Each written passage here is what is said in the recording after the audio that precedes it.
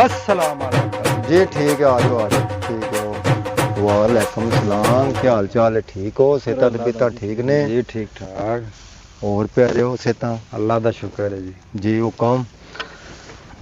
बोल रहा है पीरा पीरा दा कोई सा कढ़िया आया सिर्फ ना आउण लगे ना लगे हम फोन करना ਤੇ ਤਕਰੀਬਨ ਅੱਧੇ ਮੁੰਨੇ ਘੰਟੇ ਤੱਕ ਆ ਜਾਂਦੇ ਨੇ जी। ਤੇ ਫਿਰ ਤੁਹਾਡਾ ਹਿੱਸਾ ਤੁਹਾਨੂੰ ਬਾਅਦ ਚ ਜ਼ਰੂਰ ਦੇਵਾਂਗੇ। अल्लाह बरकत पाएगा ਇਨਸ਼ਾਅੱਲਾ ਤੁਹਾਡੀ ਦੁਆਵਾਂ ਚਾਹੀਦੀਆਂ ਨੇ ਸਾਨੂੰ।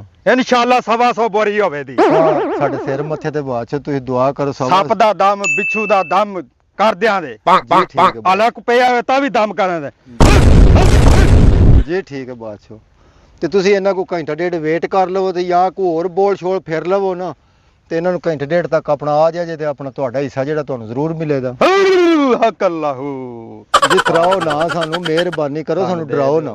मेहरबानी सान दे दो